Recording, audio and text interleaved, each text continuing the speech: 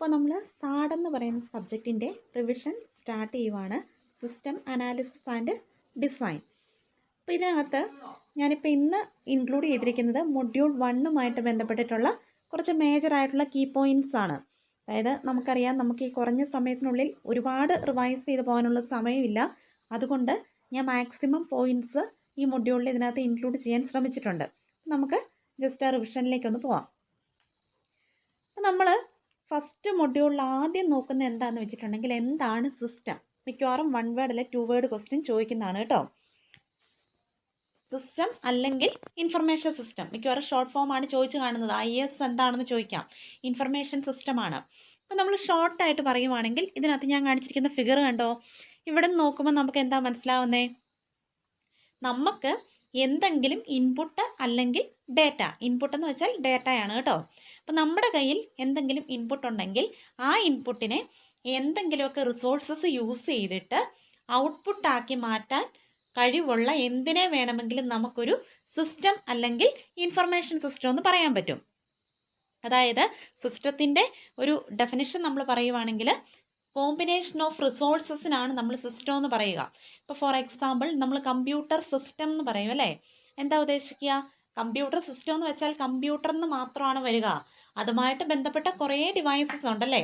അതായത് കമ്പ്യൂട്ടറുമായിട്ട് ബന്ധപ്പെട്ടിട്ട് അതിൻ്റെ CPU ഉണ്ട്, അതിൻ്റെ ഹാർഡ്വെയർ ഡിവൈസസ്, അതായത് keyboard, mouse, joystick, track ball, അതുപോലെ അതിൻ്റെ മോണിറ്റർ, പ്രിൻ്റർ ഉണ്ടെങ്കിൽ അത്, അങ്ങനെ കമ്പ്യൂട്ടറുമായിട്ട് ബന്ധപ്പെട്ട എല്ലാ റിസോഴ്സസിനെയും കൂടെ ഒന്നിച്ച് നമ്മൾ ഒരുമിച്ച് പറയുന്ന പേരാണ് ഒരു കമ്പ്യൂട്ടർ സിസ്റ്റം. എന്ന് പറഞ്ഞതുപോലെ തന്നെ നോർമലി ഒരു സിസ്റ്റം എന്ന് വെച്ചാലും എന്താണ്, കുറേ കോമ്പിനേഷൻ ഓഫ് റിസോഴ്സസ് ആണ്. ആ റിസോഴ്സസ് എന്താ ചെയ്യുന്നത്, ഒരു ഗിവൺ ഇൻപുട്ട് അല്ലെങ്കിൽ ഡേറ്റ ഉണ്ടെങ്കിൽ അതിനെ ഔട്ട്പുട്ട് അല്ലെങ്കിൽ ഇൻഫർമേഷൻ ആക്കി മാറ്റി കൺവേർട്ട് ചെയ്യുന്ന കോമ്പിനേഷൻ ഓഫ് റിസോഴ്സസിനാണ് നമ്മൾ ഒരു സിസ്റ്റം അല്ലെങ്കിൽ ഇൻഫർമേഷൻ സിസ്റ്റം എന്ന് പറയുക.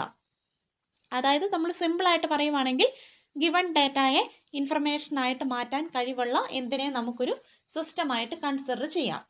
ഇനി ഡേറ്റയും ഇൻഫർമേഷനും തമ്മിലുള്ള വ്യത്യാസം എന്താണെന്ന് വെച്ചിട്ടുണ്ടെങ്കിൽ, അൺപ്രോസസ്ഡ് ആയിട്ടുള്ള കാര്യങ്ങൾക്കാണ് നമ്മൾ ഡേറ്റ എന്ന് പറയുക. എന്ന് വെച്ചാൽ പ്രോസസ്സ് ചെയ്യുന്നതിന് മുമ്പുള്ള ഫോമാണ് ഡേറ്റ. അതായത് നമ്മൾ ഇൻപുട്ട് കൊടുക്കുക എന്ന് പറയുന്നത് അപ്പോൾ എന്തായിരിക്കും, ഡേറ്റ ആയിരിക്കും അല്ലേ.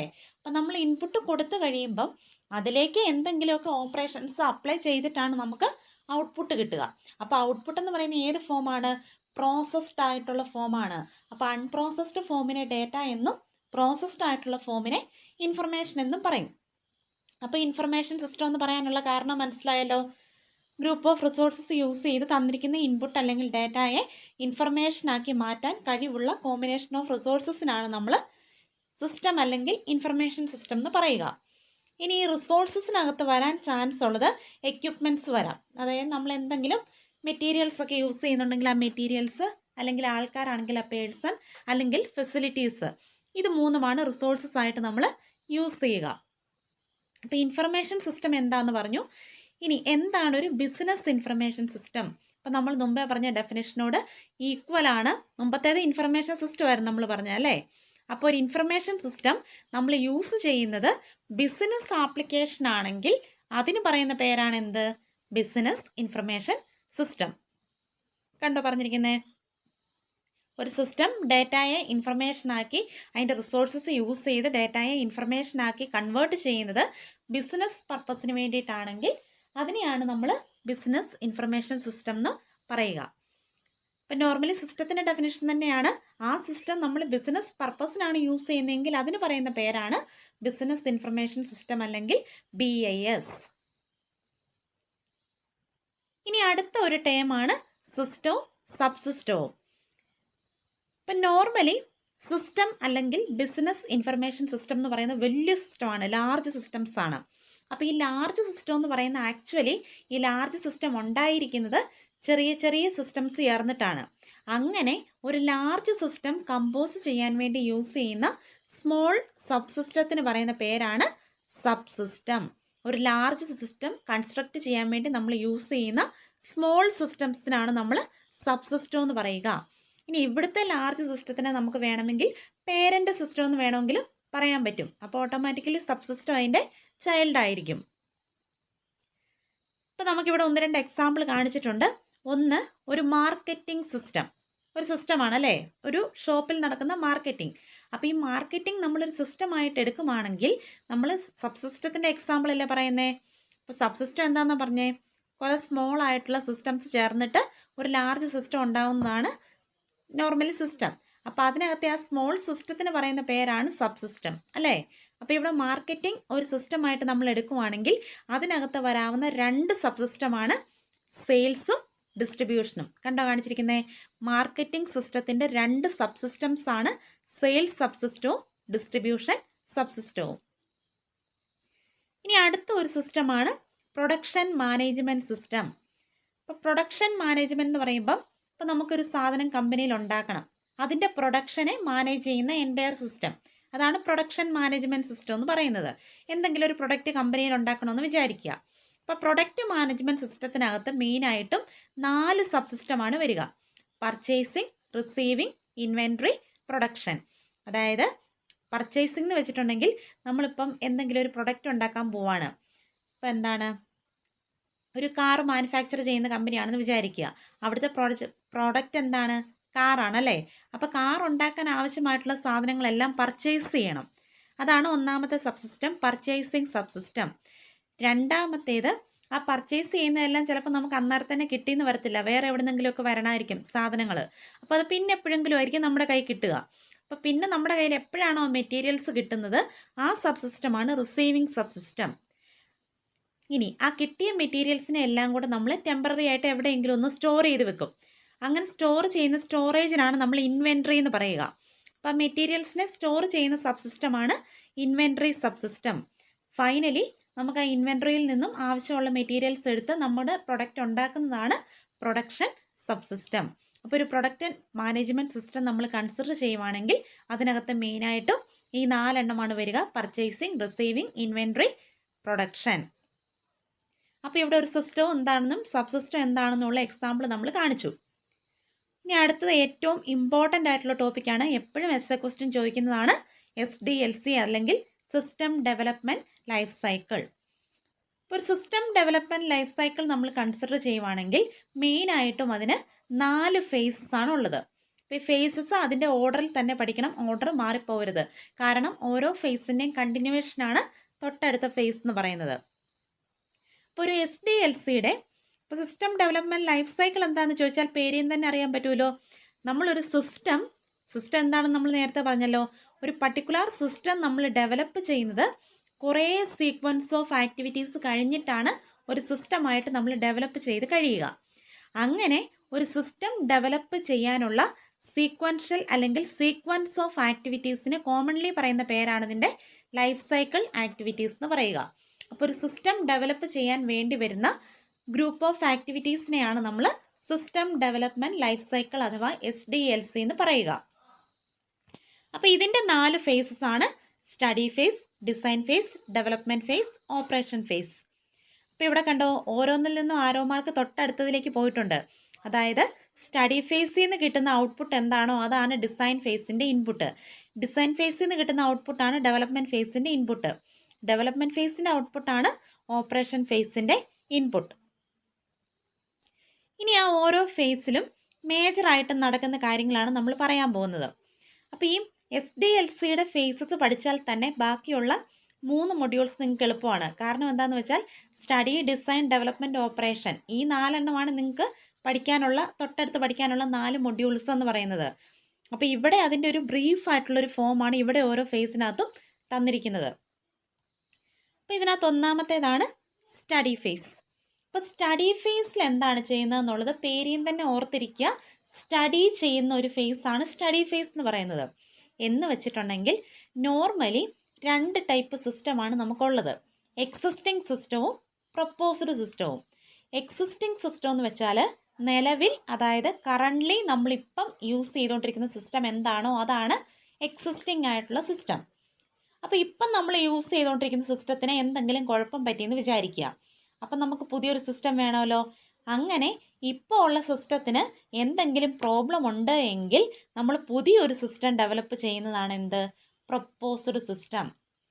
അപ്പോൾ ആ രണ്ട് ടേംസ് ഓർത്ത് വെക്കുക. അപ്പോൾ ഈ എക്സിസ്റ്റിംഗ് സിസ്റ്റത്തിന് തന്നെ പറയുന്ന വേറൊരു പേരാണ് ഓൾഡ് സിസ്റ്റം അല്ലെങ്കിൽ കറണ്ട് സിസ്റ്റം എന്ന് പറയും. ഇനി ഡെവലപ്പ് ചെയ്യുന്ന പുതിയ സിസ്റ്റത്തിന് പറയുന്ന പേരാണ് ന്യൂ സിസ്റ്റം അല്ലെങ്കിൽ എന്താണ് പ്രൊപ്പോസ്ഡ് സിസ്റ്റം എന്ന് വേണമെങ്കിലും പറയാം. ഇപ്പോൾ സ്റ്റഡി ഫേസിൽ നടക്കുന്ന ഒന്നാമത്തെ ആക്ടിവിറ്റി എന്താണെന്ന് വെച്ചിട്ടുണ്ടെങ്കിൽ problem investigation of existing system.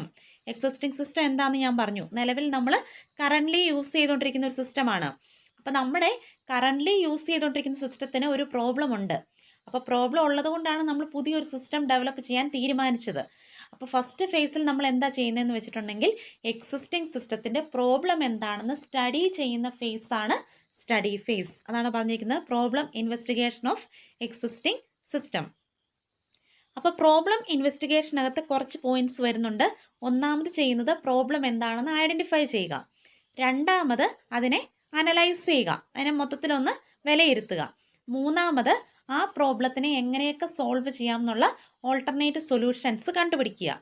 ഇത്രയുമാണ് പ്രോബ്ലം ഇൻവെസ്റ്റിഗേഷനകത്ത് വരിക. പ്രോബ്ലം ഐഡൻറ്റിഫിക്കേഷൻ, അതുപോലെ തന്നെ എന്താണ് അനാലിസിസ്, അതുപോലെ ഓൾട്ടർനേറ്റീവ് സൊല്യൂഷൻ കണ്ടുപിടിക്കുക. ഇപ്പോൾ പ്രോബ്ലം ഇൻവെസ്റ്റിഗേറ്റ് ചെയ്ത് കഴിഞ്ഞിട്ടുണ്ടെങ്കിൽ സ്റ്റഡി ഫേസിൽ നമ്മൾ ചെയ്യുന്ന അടുത്ത കാര്യം എന്താണെന്ന് വെച്ചിട്ടുണ്ടെങ്കിൽ recommendation of A new system as A solution. ഇപ്പോൾ പ്രോബ്ലം ഉണ്ടെന്ന് നമ്മൾ കണ്ടുപിടിച്ചു. അപ്പോൾ അതിന് സൊല്യൂഷനായിട്ട് എന്താ ചെയ്യുന്നത്? പുതിയൊരു സിസ്റ്റം വേണമെന്ന് റെക്കമെൻഡ് ചെയ്യുവാണ്. അതായത് ഇവിടെ പുതിയൊരു സിസ്റ്റം ഡെവലപ്പ് ചെയ്യുവല്ല, പകരം എന്താ ചെയ്യുന്നത്? സ്റ്റഡി ഫേസിൽ ജസ്റ്റ് റെക്കമെൻഡേഷൻ മാത്രമേ ചെയ്യുന്നുള്ളൂ. പുതിയൊരു സിസ്റ്റം വേണമെന്നുള്ള ഒരു റെക്കമെൻഡേഷൻ കൊടുക്കുവാണ്. ഇനി തേർഡ് പോയിന്റ് എന്താണെന്ന് വെച്ചിട്ടുണ്ടെങ്കിൽ ഈ റെക്കമെൻഡേഷനകത്ത് എന്തൊക്കെ കാര്യങ്ങൾ വരും എന്നുള്ളതാണ്. അപ്പോൾ റെക്കമെൻഡേഷനകത്ത് എന്താ വരുന്നതെന്ന് വെച്ചിട്ടുണ്ടെങ്കിൽ നമുക്കിപ്പോൾ പുതിയൊരു സിസ്റ്റം വേണമെന്ന് നമ്മൾ റെക്കമെൻഡ് ചെയ്ത് വെച്ചല്ലോ. ആ പുതിയ സിസ്റ്റം നമുക്ക് ഡിസൈൻ ചെയ്യണം. അതുപോലെ തന്നെ ഭാവിയിൽ നമുക്കത് ഡെവലപ്പ് ചെയ്തെടുക്കണം. അപ്പോൾ അതിനെ ഡിസൈൻ ചെയ്യാനും ഡെവലപ്പ് ചെയ്യാനും ആവശ്യമായിട്ടുള്ള എന്തൊക്കെ റിസോഴ്സസ് വേണം എന്നുള്ളതാണ് റെക്കമെൻഡേഷൻ ഫേസിനകത്ത് വരിക. അപ്പോൾ ഇത്രയുമാണ് മേജറായിട്ടും സ്റ്റഡി ഫേസിലുള്ള ആക്ടിവിറ്റീസ്. അപ്പോൾ സ്റ്റഡി ഫേസിൽ എന്താ ചെയ്യുക? ജസ്റ്റ് എക്സിസ്റ്റിംഗ് സിസ്റ്റത്തിൻ്റെ പ്രോബ്ലം എന്താണെന്നുള്ളത് സ്റ്റഡി ചെയ്യുക മാത്രമേ ചെയ്യുന്നുള്ളൂ. അപ്പോൾ സ്റ്റഡി ചെയ്യാന്ന് വെച്ചാൽ ആക്ച്വലി പ്രോബ്ലം ഇവാലുവേഷനാണ്, പ്രോബ്ലം ഫൈൻഡിങ് ആണ്. അപ്പോൾ പ്രോബ്ലം ഇൻവെസ്റ്റിഗേഷൻ ചെയ്യും, എന്നിട്ട് പ്രോബ്ലം എന്താണെന്ന് കണ്ടുപിടിക്കും. എന്നിട്ട് എന്താ ചെയ്യുന്നത്? തൊട്ടടുത്ത പോയിൻ്റായിട്ട് പുതിയൊരു സിസ്റ്റം വേണമെന്ന് റെക്കമെൻഡ് ചെയ്യും. അപ്പോൾ ആ റെക്കമെൻഡേഷനകത്ത് ആക്ച്വലി എന്താ വരിക? ആ പുതിയ സിസ്റ്റം ഡിസൈൻ ചെയ്യാനും ഡെവലപ്പ് ചെയ്യാനും എന്തൊക്കെ റിസോഴ്സസ് ആവശ്യമുണ്ടെന്നും കൂടെ ആ റെക്കമെൻഡേഷനകത്ത് പറയണം. അപ്പോൾ സ്റ്റഡി ഫേസിൽ അത്രയുമാണ് മേജറായിട്ട് ചെയ്യുന്ന കാര്യങ്ങൾ. അപ്പോൾ സ്റ്റഡി ഫേസിൽ നെക്സ്റ്റ് ചെയ്യുന്ന എന്താണെന്ന് വെച്ചിട്ടുണ്ടെങ്കിൽ സ്റ്റഡി ഫേസ് കംപ്ലീറ്റ് ചെയ്തു. സ്റ്റഡി ഫേസ് കംപ്ലീറ്റ് ചെയ്ത് കഴിഞ്ഞിട്ടുണ്ടെങ്കിൽ SDLCയുടെ തൊട്ടടുത്ത ഫേസാണ് ഡിസൈൻ ഫേസ്. അപ്പോൾ ഡിസൈൻ ഫേസിൽ എന്താ ചെയ്യുന്നതെന്ന് വെച്ചാൽ ഡീറ്റെയിൽഡ് ഡിസൈൻ ഓഫ് റെക്കമെൻഡഡ് സിസ്റ്റമാണ്. എന്ന് വെച്ചാൽ ഇപ്പം നമ്മൾ സ്റ്റഡി ഫേസിൽ എന്താ ചെയ്ത് വെച്ചേ? പുതിയൊരു സിസ്റ്റം വേണമെന്ന് നമ്മൾ റെക്കമെൻഡ് ചെയ്ത് വെച്ചിട്ടുണ്ടല്ലേ. അപ്പോൾ ആ റെക്കമെൻഡ് ചെയ്ത് വെച്ച ആ സിസ്റ്റം എന്താണോ, അതായത് പുതിയൊരു സിസ്റ്റം, ആ പുതിയ സിസ്റ്റത്തിൻ്റെ ഡീറ്റെയിൽഡ് ആയിട്ടുള്ളൊരു ഡിസൈൻ ചെയ്യുന്ന ഫേസാണ് ഡിസൈൻ ഫേസ്. അങ്ങനെ നമ്മൾ ആ ഡിസൈനിങ് എല്ലാം ചെയ്യുന്ന ആ ഒരു ഡോക്യുമെൻറ്റിന് പറയുന്ന പേരാണ് ഡിസൈൻ ഫേസ് സ്പെസിഫിക്കേഷൻ. എന്ന് വെച്ചാൽ നമ്മൾ പുതിയൊരു സിസ്റ്റം ഇങ്ങനെ വേണമെന്ന് ചിലപ്പോൾ നമ്മൾ വരച്ചൊക്കെ വെക്കും ഒരു പേപ്പറിൽ. അപ്പോൾ അതൊരു ഡോക്യുമെൻ്റ് ആണല്ലോ.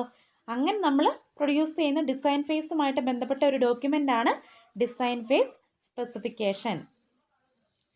ഇനി ഡിസൈൻ ഫേസിനകത്ത് മെയിനായിട്ടും വരുന്ന ആക്ടിവിറ്റീസ് എന്തൊക്കെയാണെന്ന് വെച്ചിട്ടുണ്ടെങ്കിൽ അലോക്കേഷൻ ഓഫ് റിസോഴ്സസ്. അപ്പോൾ നമ്മൾ സ്റ്റഡി ഫേസിൽ എന്ത് ചെയ്തു? എന്തൊക്കെ റിസോഴ്സസ് വേണമെന്ന് റെക്കമെൻഡ് ചെയ്ത് വെച്ചിട്ടുണ്ടല്ലേ. അപ്പോൾ ആ റിസോഴ്സസിനെ ആർക്കൊക്കെ എങ്ങനെയൊക്കെ അലോക്കേറ്റ് ചെയ്ത് കൊടുക്കണം, അലോക്കേഷൻ ഓഫ് റിസോഴ്സസ് വേണം. അതുപോലെ ഓരോ ടാസ്കുകൾ ഓരോരുത്തർക്ക് അലോക്കേറ്റ് ചെയ്ത് കൊടുക്കുക. Program task, computer program task, ഇതൊക്കെ ഓരോരുത്തർക്ക് അലോക്കേറ്റ് ചെയ്ത് കൊടുക്കുക. ഈ ആക്ടിവിറ്റീസ് എല്ലാം ഡിസൈൻ ഫേസിൽ വരുന്നതാണ്. ഇപ്പോൾ നമ്മൾ സിമ്പിളായിട്ട് പറയുവാണെങ്കിൽ നമ്മുടെ ഈ SDLCക്ക് ഒരു എക്സാമ്പിൾ പറയുവാണെങ്കിൽ നമ്മളൊരു വീട് വെക്കുന്ന കാര്യം, നമ്മുടെ ഡെയിലി ലൈഫിൽ നമുക്കൊരു വീട് വെക്കണമെന്ന് വിചാരിക്കുക. അപ്പോൾ വീട് വെക്കണമെങ്കിൽ നമ്മൾ ആദ്യം എന്ത് ചെയ്യും? നമ്മൾ ആദ്യം അതിന് കോസ്റ്റൊക്കെ എത്ര വരും എന്നൊക്കെ കാൽക്കുലേറ്റ് ചെയ്ത് നോക്കും അല്ലേ. ഇത്ര സ്ക്വയർ ഫീറ്റിൻ്റെ ഒരു വീടാണ്, അതുപോലെ എന്താണ് ഇത്ര റൂം വേണം, അതുപോലെ അതിന് എത്ര കോസ്റ്റ് ആവശ്യമായിട്ട് വരും. അങ്ങനെ നമ്മൾ കുറേ കാര്യങ്ങൾ നമ്മൾ ആദ്യം അതിനെക്കുറിച്ചൊന്ന് സ്റ്റഡി ചെയ്യും. അതാണ് നമ്മുടെ സ്റ്റഡി ഫേസ് എന്ന് പറയുന്നത്, ഇവിടുത്തെ ഒന്നാമത്തെ ഫേസ്. ഇനി നമുക്ക് ആവശ്യമുള്ള കാര്യങ്ങളെല്ലാം കിട്ടിക്കഴിഞ്ഞാൽ നമ്മൾ നെക്സ്റ്റ് എന്ത് ചെയ്യും? അതിനെ ഡിസൈൻ ചെയ്യും അല്ലേ. അതായത് നമ്മൾ വീടിൻ്റെ പ്ലാൻ വരയ്ക്കില്ലേ, അതാണ് ഡിസൈനിങ് ഫേസ്. അപ്പോൾ ഡിസൈൻ ചെയ്യുമ്പോൾ തന്നെ നമ്മൾ എന്ത് ചെയ്യും? ആക്ടിവിറ്റീസ്, അലോക്കേഷൻ ഓഫ് റിസോഴ്സസ്, അതായത് എത്ര റൂം വേണം, അതുപോലെ എന്താണ് വർക്ക് ഏരിയ, അതുപോലെ എന്തൊക്കെ ഡിസൈനിങ് വേണം, ഇൻറ്റീരിയർ ഡിസൈൻ എന്ത് വേണം, അതെല്ലാം അലോക്കേഷൻ ഓഫ് റിസോഴ്സസ് ആണ്. അതുപോലെ അലോക്കേറ്റിംഗ് ടാസ്ക്, എത്ര പേരെ വെച്ച് നമ്മൾ ജോലിക്ക് നിർത്തണം, അങ്ങനെ ഓരോരുത്തർക്കായിട്ട് ഓരോ ടാസ്ക് അലോക്കേറ്റ് ചെയ്യുക, ഇതെല്ലാം ഡിസൈൻ ഫേസിൽ വരുന്നതാണ്.